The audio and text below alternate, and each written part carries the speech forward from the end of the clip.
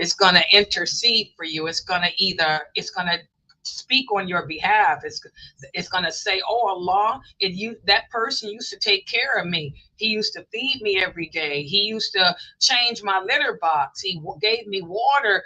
Oh Allah, forgive that person of their sins, because that person was so good to me. So the animals, the pets and animals and things like that, even the plants, are going to intercede for us. They'll ask a lot of forgive us and of our sins and let us in paradise.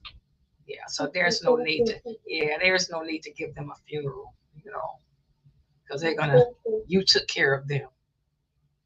Yeah, mashallah.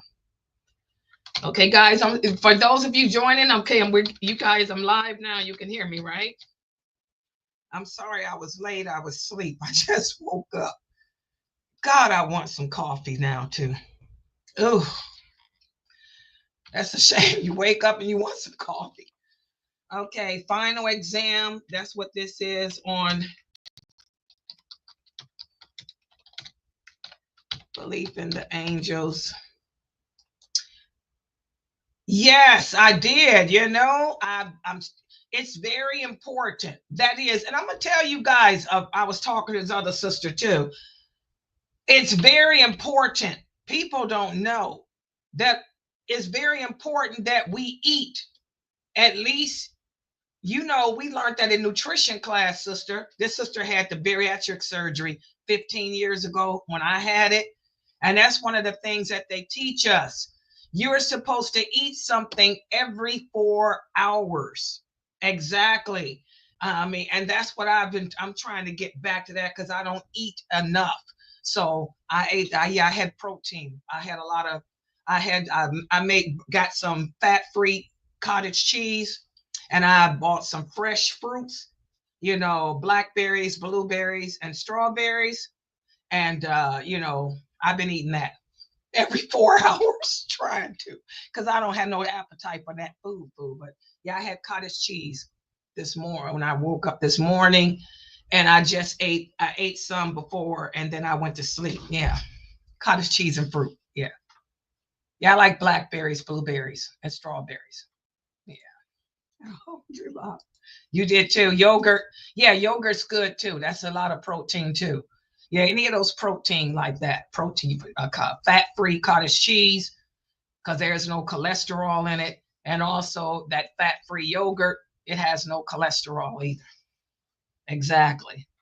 Yeah, you're going to have to get back to that. By the way, guys, I'm talking to one of the sisters here who had that surgery years ago, like me. And she's talking about that.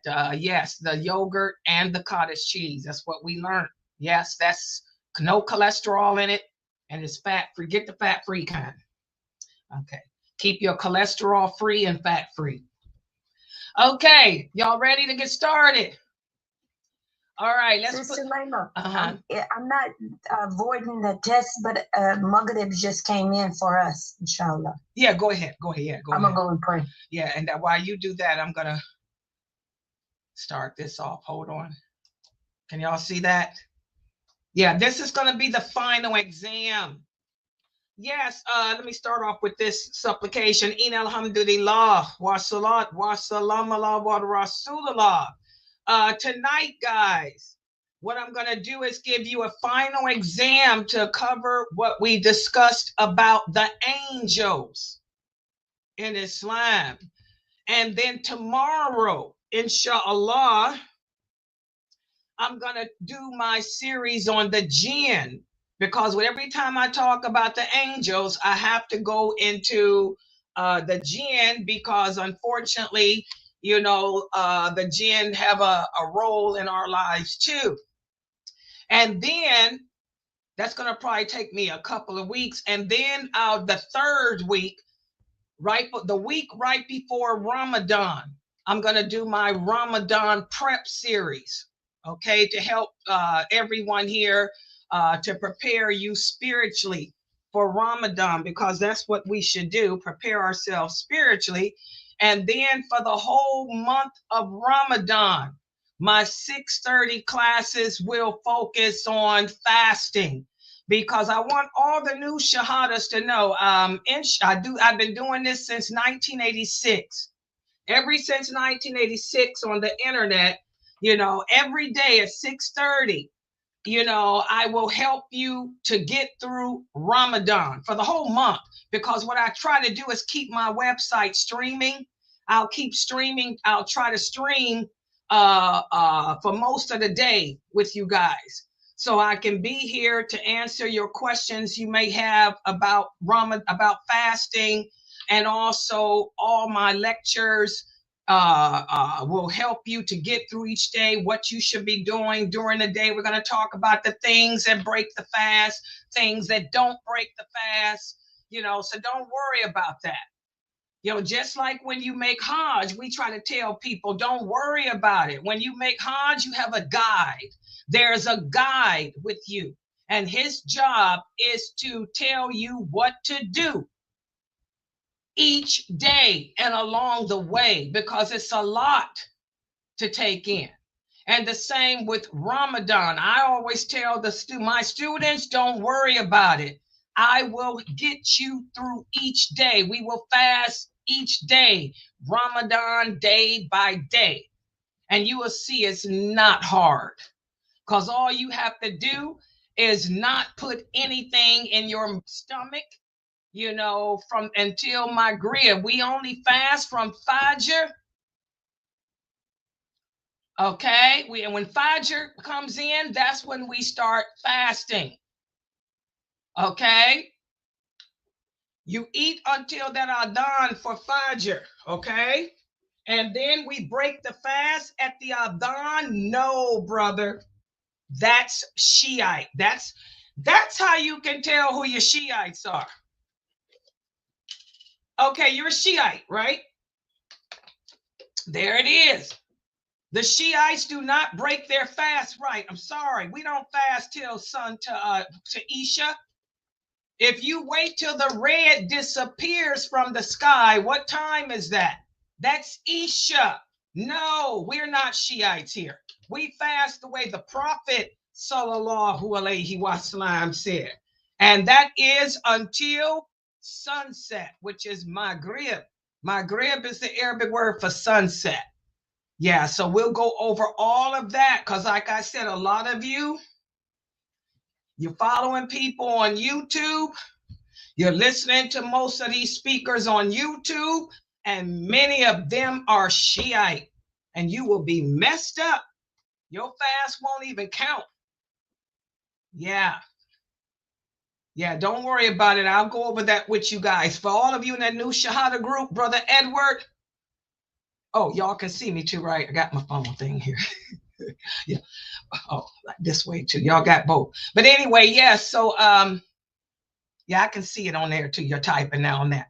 But Brother Edward, let all the new Shahadas in that group that you and Sister Amatullah have here know that don't worry. I'll do the Ramadan prep series beginning 10 days before Ramadan.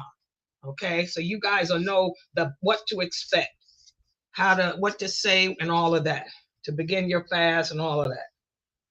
All right, so let's get started on this class. And then tomorrow the Jinn, then Ramadan prep, and then the whole month of Ramadan, the 6:30 class will focus on the virtues of fasting and trying to help build you spiritually and all of that. Right. Okay. So let's put this PowerPoint up on the screen. Let's see how well you guys do with this final exam. Oh, yeah. Yeah, you got to have an exam. This is basics. This is basic Aqidah. We went over the basics that every Muslim should know. And by the way,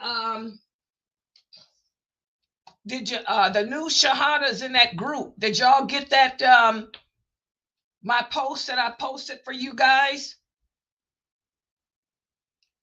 The settling of the scores. I'm going to cover paradise and hell too.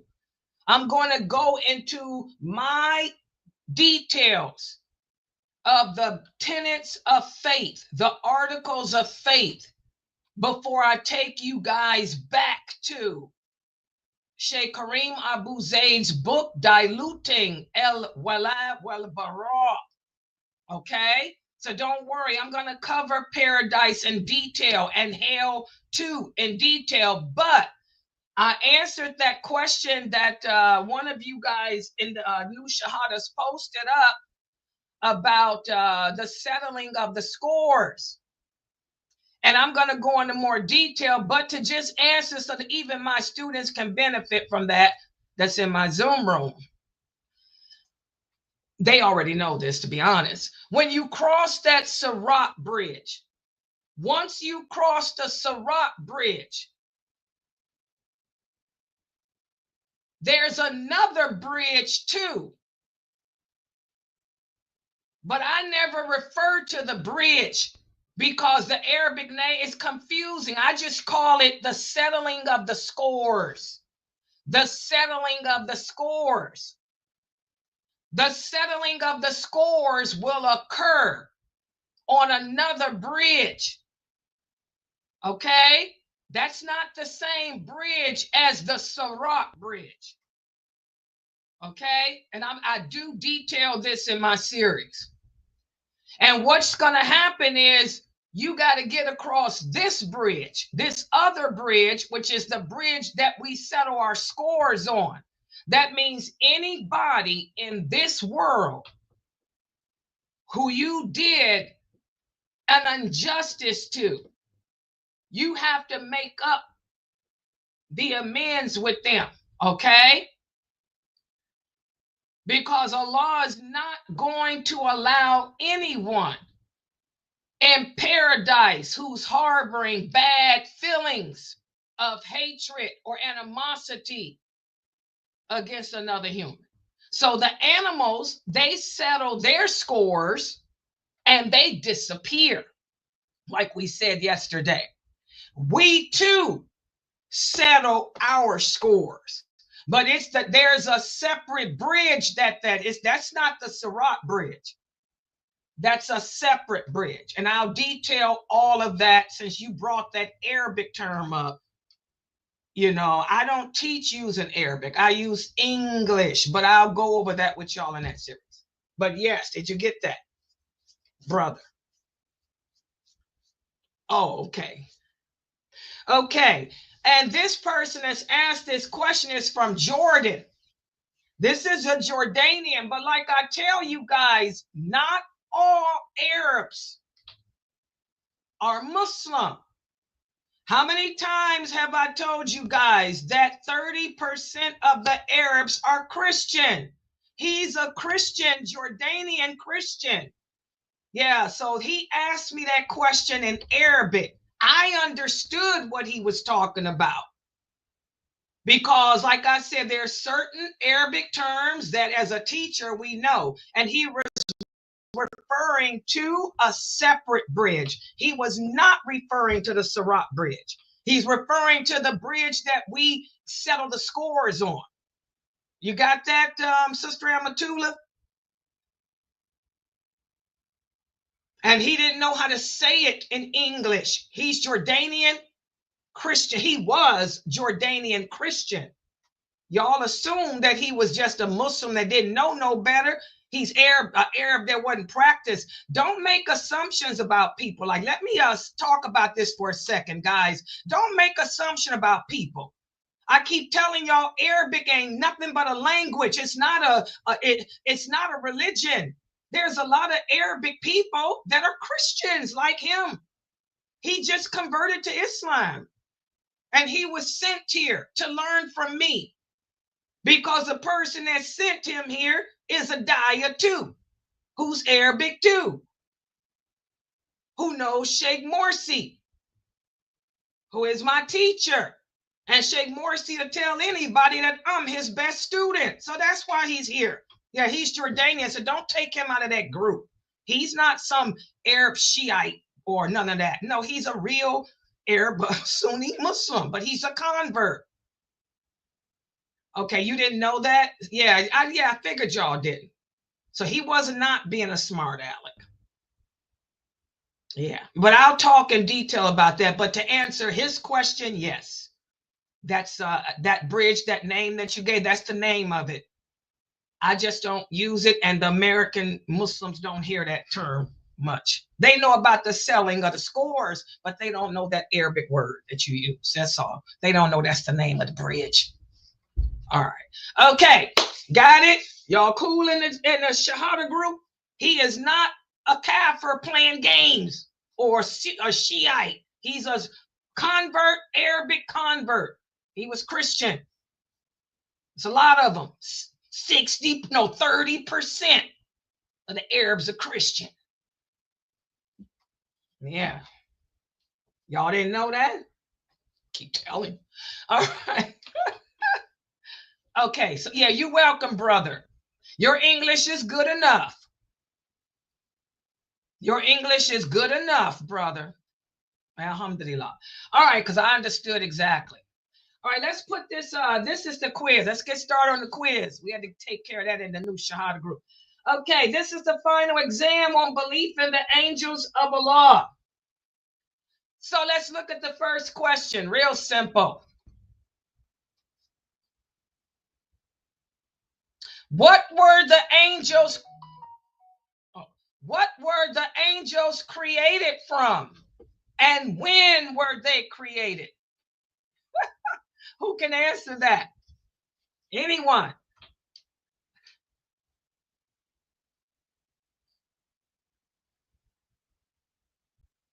Yeah. Go ahead. Change your name if you want to. The brother from Jordan, the Jordanian. Yeah, because your name is the Jordanian. Change it. I mean, you can keep it. I know who you are. Everybody knows who you are. But yeah, the Jordanian. Okay. All right. What were the angels created from, and when were they created? Okay, Sister Aya. Okay, hold on. Let's see what put her. I'm gonna share her answer. Oh, hold on. I'm sharing these answers. Okay, Aya. She said Aisha radiallahu anha told us the Prophet Muhammad sallallahu alaihi wasallam said the humans are created from dirt, jinn from smokeless fire, and angels from light. So they are created from light. Okay, what about the second part? The second part, she said, Allah knows best when they were created, but they were created before us because they were there to prostrate before us. What do you guys think about her answer? Brother Ahmed. Oh, mashallah. Brother Ahmed said the same thing. They were created from light. Okay, good job. Mashallah. You guys got it right. Mashallah. Mashallah. Good job. Good job, the Muslims and all of you. I didn't get no answers in my Zoom room, but you know, they probably don't know anyway, so don't worry about it. Mashallah. Good job. Yeah, you learned that too, Jordanian. Okay. All right. Here you go. Okay, here's the next question. What role did the angels play, if any, in the creation of Adam? Now, I want somebody in my Zoom room to answer this because I want to make sure y'all know this. What role did the angels play, if any, in the creation of Adam, alayhi salam? Saika. Alayhi salam, go ahead. Allah subhanahu wa ta'ala commanded the angel to go and collect dirt from different parts of the earth, so and to create Adam alayhi salam. Wow, what y'all think about her answer? Is that the role they played? They collected the dirt from the earth? What do y'all agree? I mean, do y'all agree? Okay, Masha, exactly. Good job. Exactly. That's the role they played. They were the ones that Allah sent to gather the dirt that Allah used to mold and make create Adam. And when the angel of death collected the dirt, he got it from all different parts of the earth. That's why he got red dirt, black dirt, white dirt, pink, yellow dirt. That's why we all come in different colors. Alhamdulillah. Good job. Good job. Okay, what about this? Is it possible for a human being to see an angel? And if so, how or in what form? Is it possible?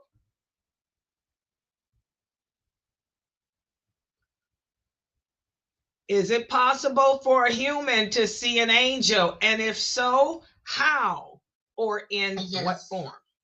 Yes, it is in the form of a good-looking human. Okay. Can they take other forms too? Do y'all know? Can angels take other forms other than a human? Yeah, they can. But we can't see them in their original form. Only the prophets can. What other forms can they take? Animals. Okay, good job. Yes, they can take the form of an animal too, guys. They can take the form of a bird or something like that, a white horse, and that's something that the angels have in common with the jinn. When I go over the jinn with you guys tomorrow, you'll see that the angels share similarities with us, and they share similarities with the jinn. The jinn can transform too. Okay? But the difference is the angels would take on the appearance of a handsome creature, a handsome man, a handsome animal, whereas the jinn would take on the appearance of an old, wicked man or a wicked, old, ugly animal or something. Like a snake would be a jinn, a snake or cockroach, la cucaracha. Okay? What about this? How many wings do the angels have? How many wings do they have? Combien? Yeah, for the sister here whose mother speaks French, combien? How many? I got Algerians in here, Algerian sister. Combien? Yeah, how many? There's not just one number. They can have 2, 3, or 4 or more. Angel Gabriel had, I think, 600. Okay, you guys agree? Good job, mashallah. Good job. Oh, good job. Brother Abdul and his wife Kimmy are here. Good job. You guys are home. Oh, mashallah. Exactly. They can have 1, 3, 6, however many. They don't, they can have different amount of wings, however many wings Allah wants them to have. Who can answer this question? How does a pandemic spread? This is for my students. When the world experiences a pandemic like COVID, how does that spread around the world like that? Can any of my students remember? Allah commands the angel who's in charge, who also gives it to the angel that's in charge of him, who gives it to a jinn, and the jinn spreads it around. How do the jinn spread that around? They spread it around the earth. They spread it around because they can fly, Okay, I need you to be more descriptive. Yeah, tell me how. How do the jinn spread it? How do you mean they just spread it around? How they spread it around? Just poof.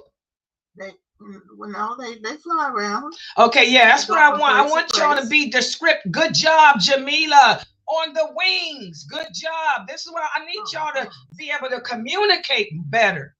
Okay? When Allah, remember guys, Allah says in the Quran that sickness comes from him. And I want every Muslim on planet Earth who's listening to me to understand that, because this is the Tawheed al-Rububiyah.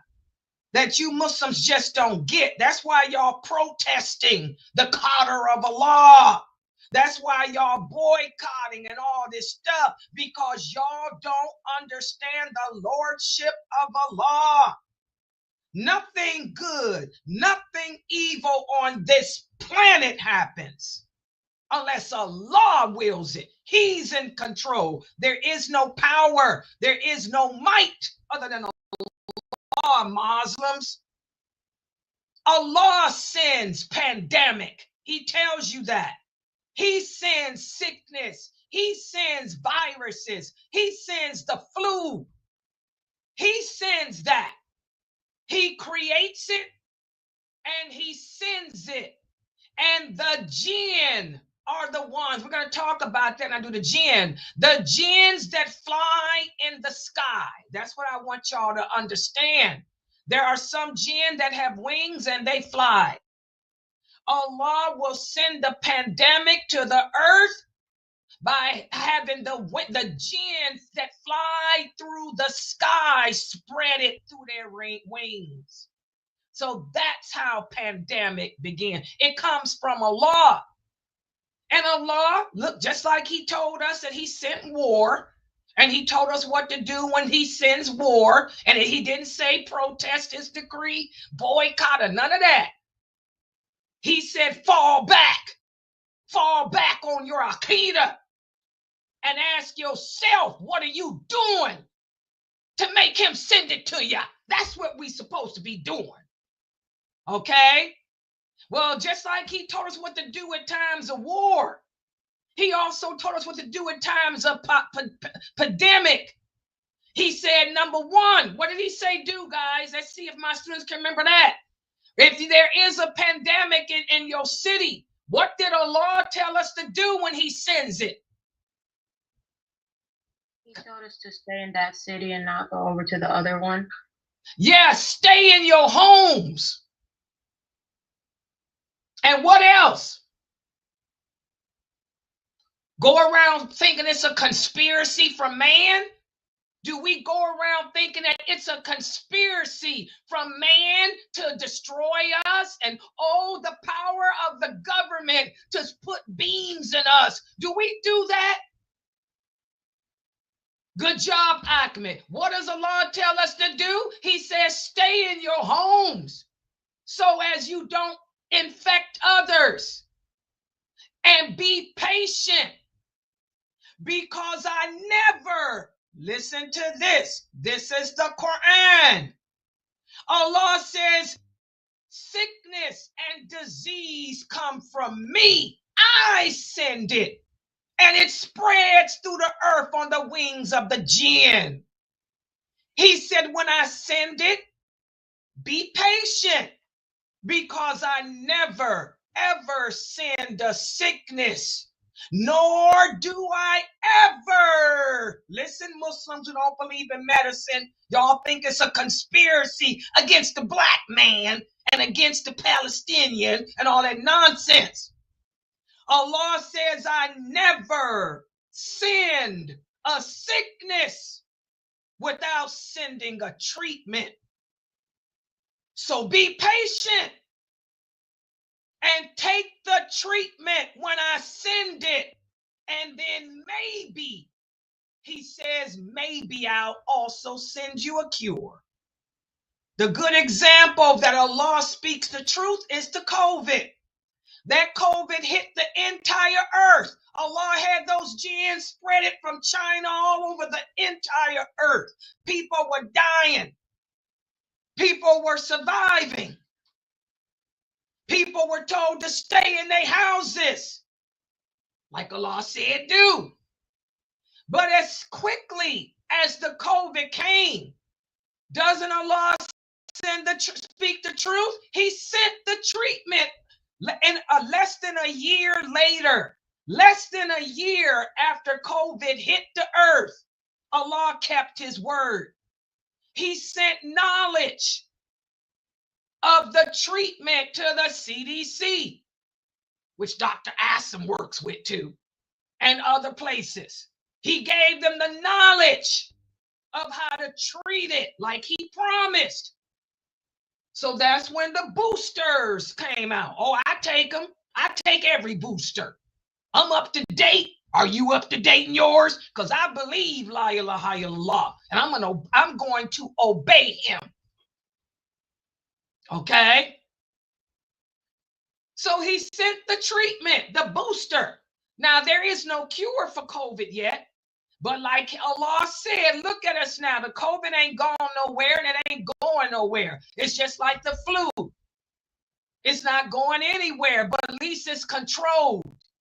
It's under control. The booster shots, well, you still get it, but it's not as bad. You don't have to be in a hospital on that ventilation like so many people were on. Okay, so Allah speaks the truth. Allah speaks the truth. You Muslims have to believe in Tawheed or Rububiyah and stop putting the power of Allah in the hands of man known as Trump. Trump ain't got the power to do nothing unless Allah wills it. Okay? And do what Allah says. Take the medicine. If you guys are sick with any sickness, take the treatment that Allah has manifested to us. And maybe, like he said, maybe he'll cure you. All right. So, so we're going to talk about that with the jinn. Diseases and pandemic and sickness. Allah sends that, and the jinn that fly through the air are the ones that spread that. Okay? What about this question? Who is the largest of all the angels? Who is the largest of all the angels? Who can answer that? Angel Jabril. Okay, you guys agree? Okay, somebody here said Michael. Okay, we got Jabril and Michael. Which one is this? Oh, okay, somebody here said the angel of death. So we got 3 answers. Who is the largest? The Jabril, Michael, or the angel of death? MashaAllah, the correct answer is the angel Jabril, alayhi salam. He's the largest. He's the largest. But of Jabril, Michael, and the angel of death, which one is the most severe? The most scary? Which one of those angels is the most scary? Angel of death. Good job. The angel of death. He's scary. Yeah. He's intimidating. But that's a better word. The angel of death is more intimidating than the others. Good job. Okay. What about this? You like my PowerPoint? I try to make it interesting since it's a quiz. Yeah, my technology on the computer. Too bad I can't do it for nothing else. And I'm stuck. You talked about how nice my PowerPoint is, and it's stuck. Oh, hold on, guys. It's stuck.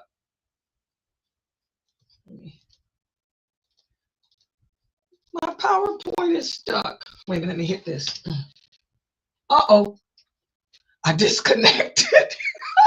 See, Brother Edward, you complimented my PowerPoint and my computer. I went berserk. Oh, let me see if I can get it back up. Hold on for a minute. Oh, there it is.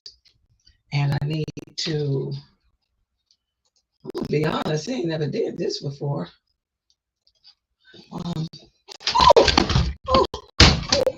Uh-oh, I'm breaking everything, y'all. I'm dropping stuff. Okay, hold on. Hold on, let me fix this. Okay. Am I still? Uh-oh, okay. Uh-oh, hold on. It went backwards. Okay, here we go. Can y'all still see? There we go. I got it off. Woo! What about this question? My sound's still working right. Are some angels male and some female? What about that? Are some of the angels male and some of them female? How do you answer that question? Go ahead. Angels are genderless. That's what we've been told. Gender is only something Allah attributed to the jinn and the humans. Mashallah. Exactly, guys. Brother, the brother from And the animals. Yes, the brother from Jordan, you got that wrong. Where'd you get that from? The Jordanian? No, they're not. They're genderless. Oh, he said it's a mistype. He said he wrote a mistype. Okay, yes. They don't have, they're not of any sex. They're not male or female. They don't procreate. And you're going to find out that that's, that's something that they don't share with neither humans nor jinn, because both the human and jinn both procreate, but not the angels. The angels have no sexual whatever. Okay. Yes, good job. What about this? Where do the angels live? Where do they live? Who can answer that? So Zaramatula said, good question. Where do they live? Yeah, where do they live? In the bathroom like y'all think the jinn do? Most of y'all think y'all got jinns in your, well, you probably do. Most of y'all think y'all got jinns in your bathroom. Ain't none in mine. Where do the angels live? I don't know, the seventh sky. Yes. Good job. The angels live in the seven skies. Good job, Nia. Oh, I was right. Okay, I told you. Anissa got it wrong, but you got it right. They in the seven skies. Remember the hadith where the Prophet sallallahu alaihi wasallam said there are seven skies above us. Okay, and there's not a space in those seven skies that's not occupied by an angels who glorify and praise Allah. And of course, exactly. And we also got the angels that bear the throne of Allah and all of that too. Yes. But they're not living in your bathroom. That's why I said I'm saying well. They're not living in your bedroom or your, what's that, sister? Remember that one person said they thought they had angels in their attic? They're not living in your attic. Why would an angel live in your attic? Come on, please. And the person said that he lives in a beard too. Oh, Brother Adam, where you at? Brother Adam said the angels live in his beard. That's Sufi stuff. Yeah, exactly. The angels don't live in your beard. They don't live in your house. They live up in the heavens, which are the seven skies, as Sheikh Morsi explained. Seven heavens, not paradise. Seven heavens, which are the seven skies. Now, you said you like my PowerPoint. Let's hope I don't get stuck again. I'm going to click a different button. Every time you say you like it, now I clicked a different button. Okay, what about this? What is El Beit El Ma'mur? What is Beit El Ma'mur? That's an Arabic term. Jordanian brother, don't answer, because that's a giveaway for you. Okay, what is El Beit El Ma'mur? Who can tell me about this place? El Beit exactly means the house. El Beit means the house of. Good job. Sister Fatima said it's where the angels go to make Hajj. Good job. Fatima said it's where the angels go to make Hajj. And where is El Beit El Ma'mur located? Can anybody tell me where it's located? Above the Kaaba. MashaAllah. And where, in what level, in what sky is it in too? It is in the seventh heaven. Exactly. It's in the seventh heaven. The seventh sky. The seventh sky. And how many angels enter it every day? 70,000 angels. Exactly. 70,000 angels make Hajj to it, pilgrimage to it every day. That's El Beit El Ma'mur. It's in the seventh heaven. Good job. And it's above, directly above the Kaaba. And that's why when the Prophet sallallahu alayhi wasallam went on his night journey and he met Abraham alayhi salam. Abraham was resting his back against El Beit El Mahmur, the seventh heaven. Now let me ask this question. Can you guys remember the answer? When the Prophet Muhammad sallallahu alayhi wasallam went on his night journey, did he meet the different prophets in the different levels of paradise? You know how he met Prophet Jesus, he met John, he met Moses and them. Did he meet them in the different levels of paradise? Yes, he did. Okay, Anissa said yes, he did. Does everybody agree with her? Yeah. No, he did not. He met them in a different level of skies. No one will enter paradise until the day of judgment. Exactly. Anissa's wrong again. No. I didn't get the question. He did. Yes, you did. You was wrong. No, I didn't. Yes, you did. Yes, you did. Fresno. What's the question again? Fresno. The old lady messing up. Fresno. I'm telling Fresno. Fresno. I know that they want different levels, but I don't know what I said now. You said yes, he met them in paradise. Oh, okay. No, that's what I was telling you guys. That's another example as to how the transliteration, the Quran, when you're reading it in English, you're going to not understand the meaning correctly unless you learn from the people of knowledge. How do I know this? I learned from the people of knowledge. That's one of the first things that Sheikh Morsi and the other teachers I have had have taught me. They said, and you guys refer to heaven as being paradise, but in Arabic, heaven is the seven skies. There are seven skies. No one will enter paradise in body and soul until the day of judgment. And the first person that will enter it is the Prophet Muhammad, followed by Abu Bakr, Umar, Uthman, Ali, in that order. Okay? So when you hear about the Prophet sallallahu alaihi wasallam's night journey, don't get it twisted. He was not traveling through paradise, through the gardens of paradise. He was traveling when although Allah did allow him to see into paradise, but he was traveling through the different skies. This is the first sky. When you look up, that's the first sky. The sky that we can see is the first. Then there's another sky above that, and another above that, and another, and another, and another, and another. The Prophet, the Buraqah, when the Prophet sallallahu alaihi wasallam got on the back of the Buraqah, the Buraqah took him from Jerusalem through the different skies. That's why you have to learn from the true scholars. You got to know that Fusha and speak Anglo.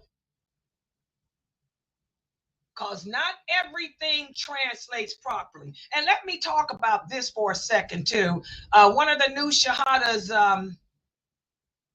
one of the brothers here said he got very upset. He said he went to the masjid the other day and the imam made him very upset because the imam told him that he needs to learn how to speak Arabic, because if he doesn't learn how to speak Arabic, he's not going to understand that Quran, not even a third of it correctly. Now, and so the brother texted me because he was so upset. He thought the man was being racial because we have a lot of racism in these messages against African Americans. This brother is African American. So I told him, I'm going to give the imam. The imam was Arabic, and I'm going to give that imam the benefit of the doubt that maybe his Anglo was bad and he don't know how to address this culture. I said, but what the imam was telling you is what you guys hear me saying every day here.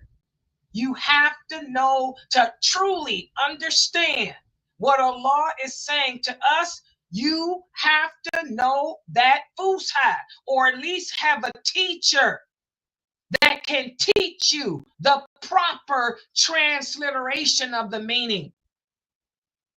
When I memorized all the hadiths in the entire Sitta by the time I was 15. When I was 12, I had memorized all the hadiths from Bukhari, Muslim, and Muwatta. 15, the entire Sitta. That's a lot of stuff. I got that photo. I started learning when I was 6, and I got that photographic memory. I thought I was all that in a bag of chips. Y'all know how arrogant we can be, especially a woman. I thought I was headed going on. I can quote a hadith in English. Guess what? Here comes the 80s. I'm sorry. When I met Sheikh Abu Atayib from Egypt, Abu Atayib, Sheikh Morsi, he was living in Egypt back then. And also the brother that used to do Huda TV. I can't ever remember that Sheikh's name, with the long beard. He's Egyptian too. He's the one that taught me about the jinn, him and Muhammad Umar al-Ashqar. But anyway, when I met Sheikh Morsi, I know all the Sitta by heart. Oh, really? And when he started teaching me, going over stuff with me, and I would give him the meaning, he said, oh, no, that's not what that hadith means. Oh, no, oh, no, oh, no, oh, no, because I memorized the meaning in English. He had to, oh, no, this is not going to work, Laila. This is wrong. This is, is that what it says in English? I had to relearn. I had to relearn the meaning of all. Thank God, Sheikh Morsi is not just a scholar of the Quran. He's also a scholar of the Hadith, the science of Hadith. I had to learn all those Hadiths over again. And then Sheikh Kobisi. Sheikh Kobisi is another scholar of the Hadith. Sheikh Kobisi had to go, nope, this ain't gonna work. But thank God I have that, and that memory. And especially then, because I was in my 30s, young, 20s, 30s, soaked it up. So I changed it, I got it together now. But even now, I'll still have to call Sheikh Morsi, and he'll say, read it to me and give me the Arabic. Like we did about the hadith about the cats. That hadith in Bukhari that says you cannot buy a cat. Sheikh Morsi said, that's not true. Give me the hadith in Arabic. So I gave it to him in Arabic. He said, Laila, this doesn't mean cat. This means a wild cat, a lion, a tiger. We cannot sell or buy a lion, a tiger. So even now, he still has to correct me, because that if you don't have that language down, you can be misconstruing the meaning. So that's probably what the Imam meant when he told this new Shahada that, but like I said, if you're learning from, if you got bona fide qualified teachers, a lot of you guys are coming here. I am teaching you the basics. Inshallah, you get the correct understanding. You got Dr. Jamali. He's a scholar of the Quran and the Hadith too. We got Sheikh Saud here, so you guys are good sticking with this website. But that's what the Imam meant. A lot of stuff doesn't translate into English correctly. And you'll be walking around thinking that it's haram to buy a cat, for example, or it's haram to sell a cat when it's talking about a lion or a tiger or a hyena or something like that. All right, so that's what that meant. So let's look at the next question. What about this? Okay, hold on. Okay, I'm gonna make it bigger because you can see. Okay. Can you see it? Okay. What is the name of the angel that controls the weather? What's the name of the angel that controls the weather? Mikael. Good job, Aya. Good job, Anissa. Anissa finally got one right, friends. Michael. Michael. Oh, yeah, go ahead. Okay, Sister Michelle says that she was told that some people think that Michael is the angel of war. Well, again, the Christians and the Jews have their own misconception. Okay, so don't worry about what they think. Worry about what Allah says. You know, Michael is the one that controls the weather. If Allah wants it to rain, he'll say, Michael, make it rain in California. Make it rain in Texas. Yeah, but I think it's the Jews that say that. Yeah, the Jews don't know. They don't like Jibril, alayhi salam. The Jews do not like the angel Jibril. Yeah, but don't worry about the Jews. I want you to worry about you as a Muslim. Okay, what about this? What's the name of the angel of death? The angel of death doesn't have a name. Oh, my best friend woke up. Oh my God, where you been, Latifah? I've been calling you and you don't answer your phone. I've been here. I agree. Yeah, you agree because you got an answer right. Hello. Yes, exactly, guys. The angel of death doesn't have a name. Where's that brother? Brother Adam? Adam gave him a name the last time we were here. He ain't got no name. It's the Sufis that give him that name, Israel or some crap. There's no authentic hadith. And remember, we do not give the angels names or characteristics or attributes that have not been given by Allah. Where's Adam at? Pulling the angels out his beard? Okay, next question. What about this? What is the name of the angel who's the guardian over the hellfire?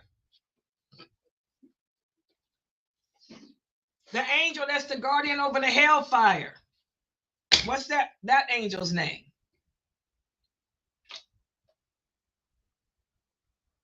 Ezrael. Okay, Sister Sarah typed Ezrael. Is that correct? Sister Saba said Malik. Sister Rania said Malik.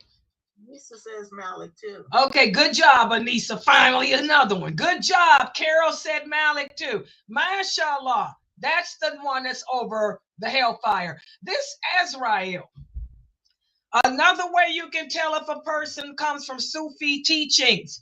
They're the ones with that Ezrael. Ezrael is not mentioned anywhere in the Quran or the authentic Sunnah. So I want y'all to erase that name completely from your memory. Erase that name. You want to get rid of the new shahadas. You guys want to get rid of any non-Islamic teachings you had before converting. Okay. What about this? Turkey Day. Oh, look at that turkey. Who or what are Harut and Marut? What are they? Harut and Marut. I call them the twins, Norto and Isho. Who are they or what are they? I want to say they're angels, and are they the one that question you in the grave? Ooh, almost. Who are the angels that question you in the grave, guys? What's their names? Can anybody remember? Munkar and Nakir. Munkar and Nakir. And by the way, when we were kids growing up, Latifah used to confuse them, and I did too. You still confuse them two groups of angels, Latifah. And as they said it, it popped in my mind. Yep, and yeah, I used to confuse them. When we were kids, we were taught this, and me and Latifah both used to confuse them. No, that's Munkar and Nakir. So yeah. Who are Harut and Marut? They were the ones that came to Lot, I believe. Yes, these were the two angels that accompanied the angel Jibril. You know, when they first went to Prophet Abraham, let him know that they were going to go visit Lot and deal with that. Okay, Harut and Marut are the twins that Allah mentions in the Quran. They're the two angels that after the destruction of the people of Sodom, Allah sent Harut and Marut to teach the people how to live together as husband and wife. And the people slandered them. The people accused Harut and Marut of teaching them magic. When they didn't, it was the jinn who took on the appearance of human beings and came to the people, twisting what Harut and Marut, their teachings around, making love potions, which the jinn do today, have y'all do today. Telling the people, if you mix this together and have the person drink this, it'll make him love you. And the jinn lied and said that they learned it from Harut and Marut when they did not. Harut and Marut, as Allah says in the Quran, they not capable of doing anything except what Allah commands them to do. And there are two examples as to how the angels are messengers of Allah, because they were the two that taught the people how to live as husband and wife. They weren't prophets, but they were messengers of Allah. Okay? Yeah, good job, Fatima. Babylon, exactly. Exactly, Rania. Good job. What about this? The angels never die. Is that statement true or false? They never die. That is false, because the angels, just like the angels, the jinns and the angels will die. And Allah already told us, for example, whenever he said that when the trumpet will be blown, he said that all those are in the heaven and all those on the earth will die, and there will be, except who Allah wills, and they'll be standing in front of Allah waiting just like all of us. Exactly. They died too. They died too. When? Only Allah knows best. But they died too. The only, Allah says in the Quran, the only creation that is eternal is Him. He's the not, I hate that, I don't like that. The only thing that's eternal is Allah. He's the creator of everything, and Allah is eternal. I don't like that other way I said that. It sounds like I don't want nobody to think that Allah was created. No. Okay? Nothing is eternal except Allah, the face of Allah. Everybody got that? And no, Allah was not created. Don't want nobody to think that. That's why I had to clean that word up. Okay, what about this? Here we go. Y'all see them hands? I want that Zoom to get to popping. Who can name the angels that are assigned to every human being after puberty?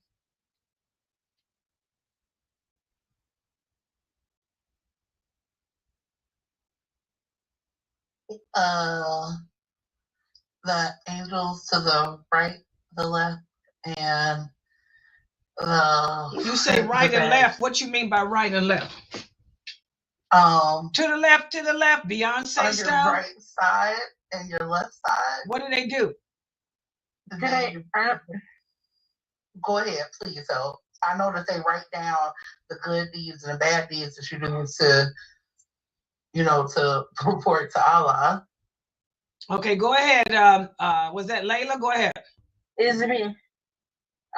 So the right side angel write our good deed. The left side write our bad deed.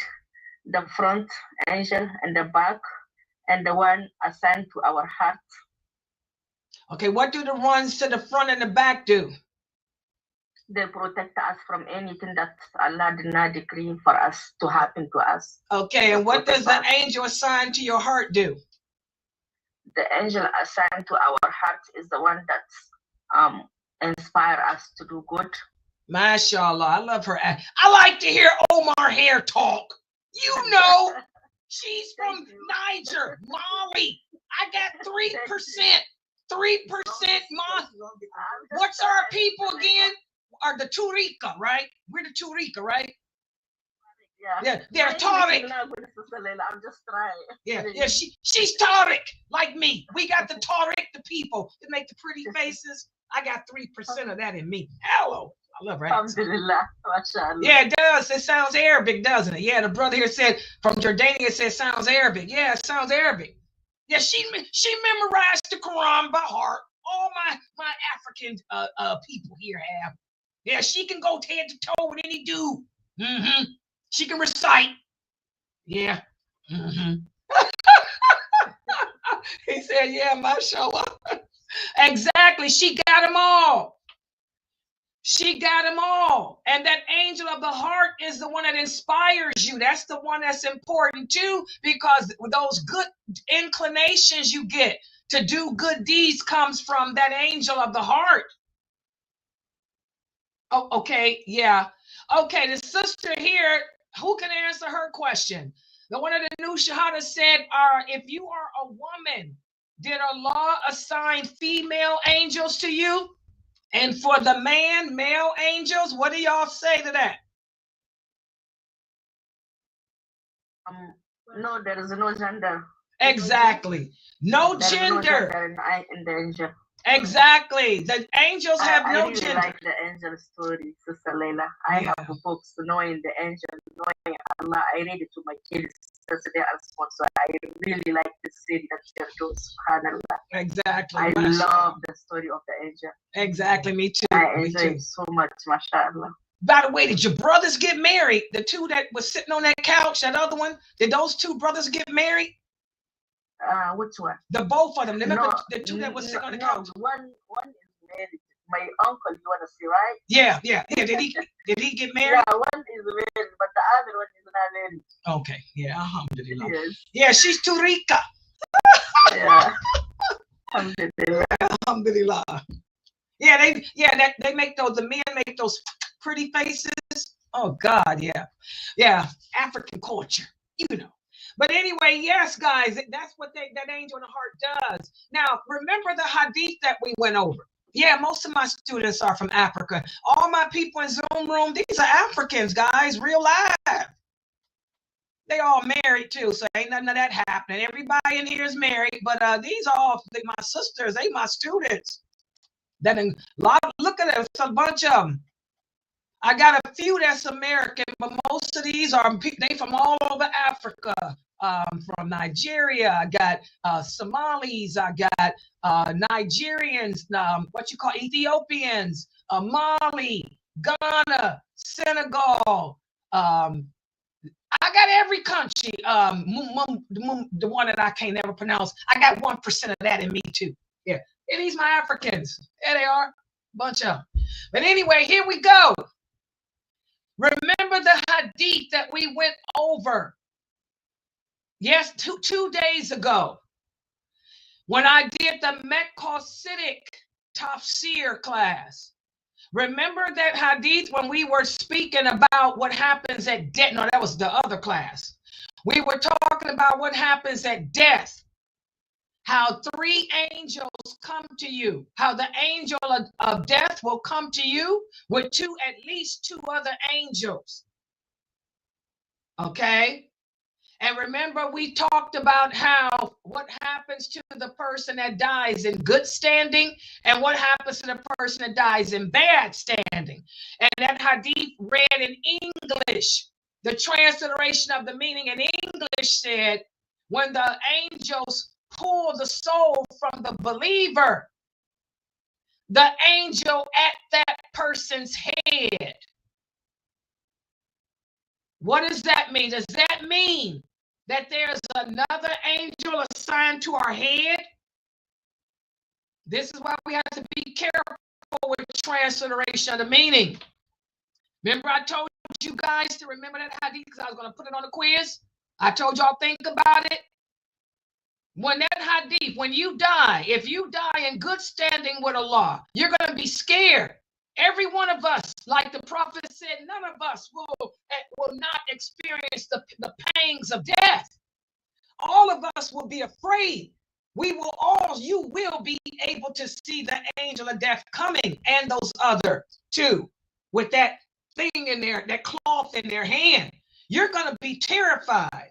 But if you are dying as a good Muslim, that hadith says the angel at your head will comfort you and tell you, don't fret.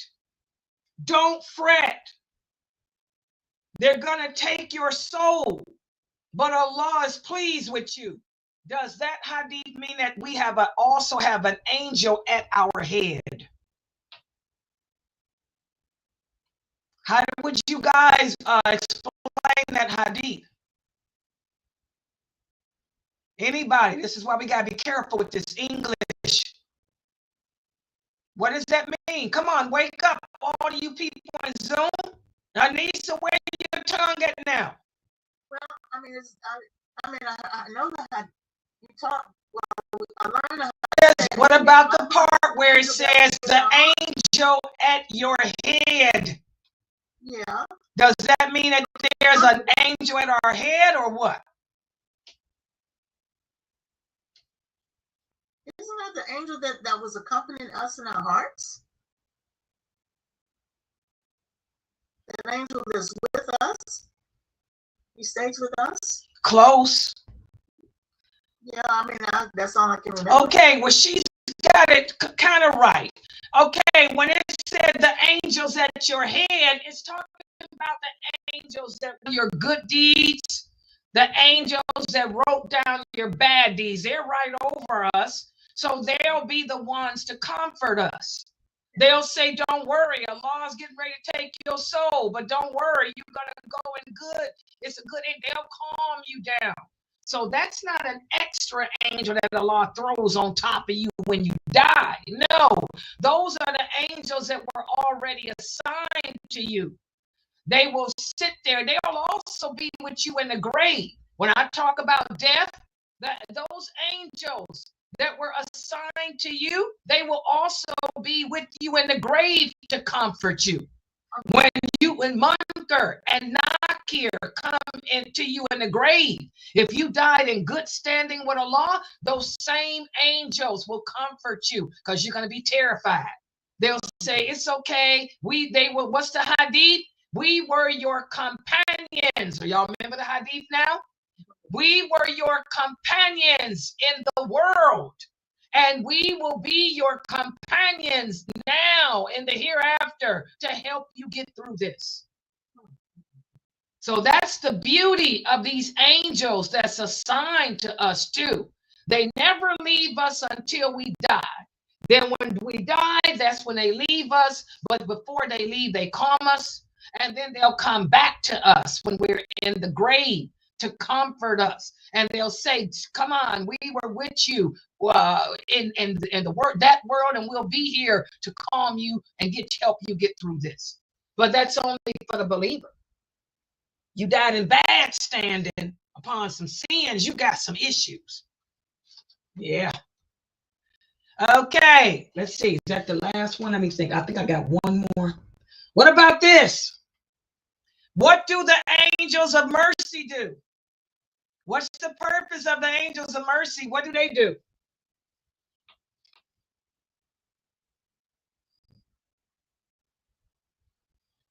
What do the angels of mercy do?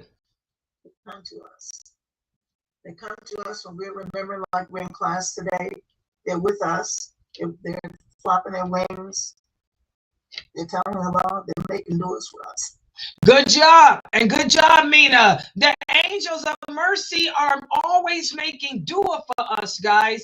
They're the ones that's asking Allah to forgive us of our sins. The angels of mercy, they're always making dua for us. And we talked about how they gather together twice a day to pray. What time of the day do the angels of mercy gather together to pray? Who can remember? Awesome. Good job. Yes, good job. Good job, Kimmy. Good job, Abdullah. Good job. Asr and Fajr. Asr and Fajr. That's when they gather together and pray, and then they go back to Allah and report. They report what? What do they report? What do they report when they go back to Allah? Go ahead, Umar here. Yeah, they report our deed. Let's go at Fajr, they report what we did at night, and the one that go at Asr, they report what we did in the daytime. Exactly. They share with Allah how they found us, what we were doing when they arrived, and what we were doing when they left. Good job. The angels of mercy, you want to surround yourself with them. And we're going to talk about the angels of mercy in more detail too during Ramadan, because you want to have the angels of mercy envelop you and stay in your home during the month of Ramadan. What about this? When do the angels first have contact with you as a human being? When do they first have contact with you as a human being? In the womb of your mother. When Allah orders him to give your soul with the fitra. Okay, she said in the womb when Allah puts the soul in. Do you all agree with that? In the womb when Allah puts the soul in. Carol said puberty. Anyone else? When Allah commands them to blow their soul into the mother's womb. Okay, the soul in the womb, puberty, any other. I'm going to tell y'all all these answers are wrong. All of those answers are wrong. When do the angels have first contact with you? What's the first time that you experience an angel?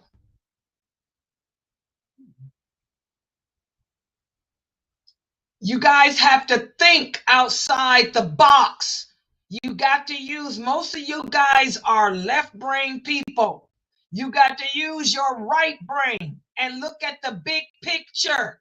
If you can see the big picture, you look from beginning to end. When do we come in contact with the angel? Nobody's getting it right. Out of all these Muslims, I got about all these people, what, about 40 people in my Zoom room, 50 people in there, 50 people. None of y'all getting it right? Adam, what did Adam got to do with you? Go ahead, Latifah. At the point that you're conceived. There you go. That's the correct answer. The angels, we have contact with them as soon as that egg is fertilized by that sperm. Oh. What happens? What's the hadith, Latifah? When the sperm fertilizes the egg, what does the angel say? Oh Allah, it's a blood clot. Y'all forgot that hadith? Whoa. I don't think I ever knew that. Yeah, you do. I talk about it all the time. That's Bukhari. That's a basic. When your father's sperm penetrated your mother's egg and it formed into an embryo, the angel says, oh Allah, it's a blood clot. It's a blood clot. And Allah says, stay with it, guard it. And so they stay with it for 40 days until it turns into what? Y'all remember that hadith now? The 40 day, and then it's a fetus. Yeah. So as soon as your father's sperm fertilize your mother's egg, that's the first contact you have with the angel. If Allah wants you to get pregnant and have a baby, he'll tell that angel to stand guard and help form that embryo. But if you sisters have miscarriages, it's because Allah told the angel, let it go. Don't let it grow. Don't let it survive. It ain't my will. It ain't my decree. Exactly, Sister Jamila. Now y'all remember the hadith. You learn that hadith all the time and never ponder the meaning of it. Exactly. Yeah, Sister Amatula says she never even pondered that. Yeah, exactly. So that's why we miscarry. That's why we have to learn to accept the qadr of Allah, guys. Y'all can't sit around crying over spoiled milk. And I know I might sound harsh, but sometimes we have to be harsh to slap you to reality. Allah told that angel, don't let it form. Let it move away. Let it abort itself out. That's how you miscarry. Because Allah knows better than you. Maybe that child would have been deformed. Maybe it would have came into this world and been a terrible person, a Jeffrey Dahmer. Maybe it would have broke your heart. Allah knows what you and I don't know. And remember, he has the best for us in plan. So if you miscarry, and I'm sorry, women, you got to get over it. Most women miscarry. I had about 3 or 4. I didn't cry. What I say, Tiba? Alhamdulillah, Rabbil Alameen. Hey, I don't want no babies. I ain't got time for that. Got to do the dawah. Okay? Just happen. Okay? Y'all got to let it go. So that's how the miscarriages happen. When when it's fertilized, oh, it's a blood clot. Now it's going to turn into a fetus. Now it's going to turn into whatever. And the angels guard. They guard the womb unless Allah tells them let it go, and then they let it go, and it just comes right out. So as you guys can see, the angels have played a great role in our everyday lives. The angels are our friends.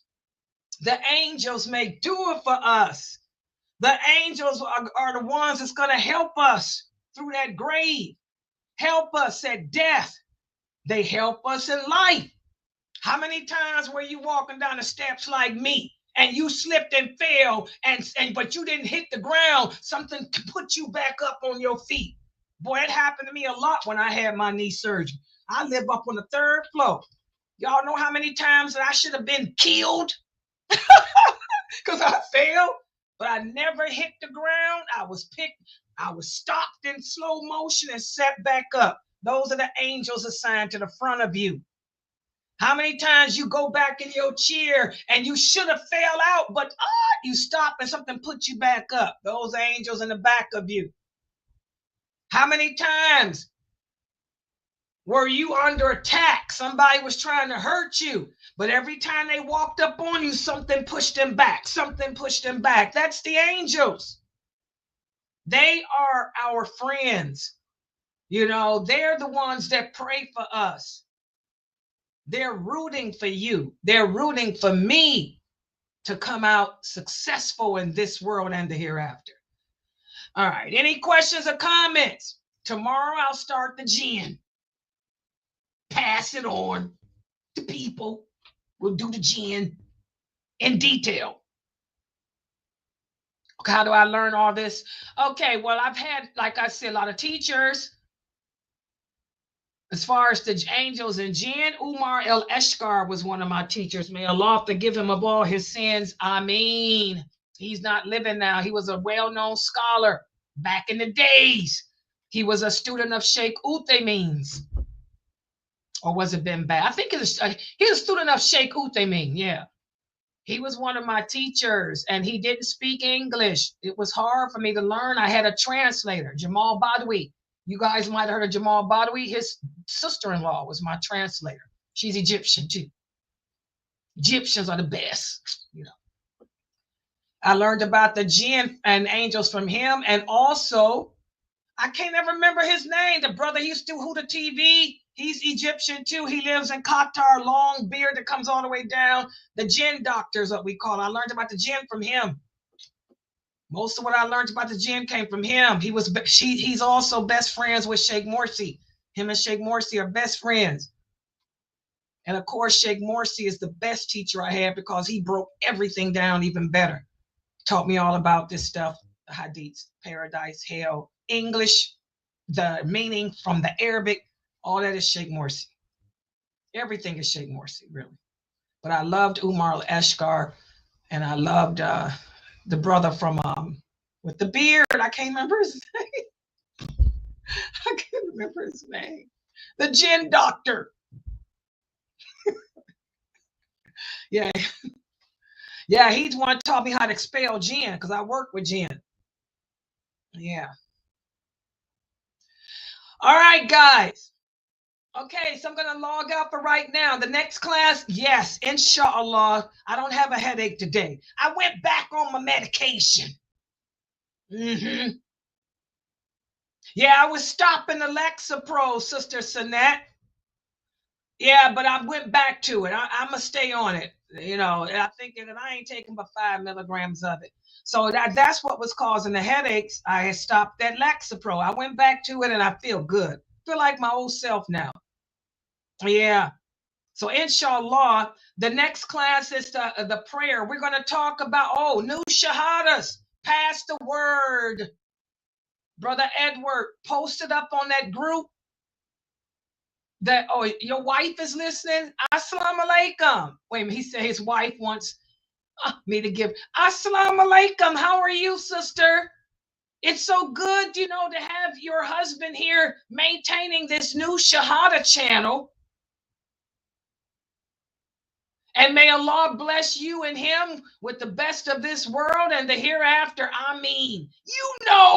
Edward's not African American, guys. I'm embarrassed because I got to see them. I'm using them on this phone too, so I can see the typing in that group. Imagine how shocked I was. Y'all know I'm always saying Edward, Kimmy, thinking that they all African American. Imagine the shock when he helped me get on this program and I turned the camera on. He turned, can you see me, Sister Laila? He turned his camera and Caucasian. Talk about embarrassed. I thought that most of my followers were African American, but I got some Caucasian here. Yeah, Brother Luke is Caucasian too. Oh, okay. He said Luke wears a cowboy hat. Oh, really? MashaAllah. Well, that shows how this ummah, we're in all colors, all races.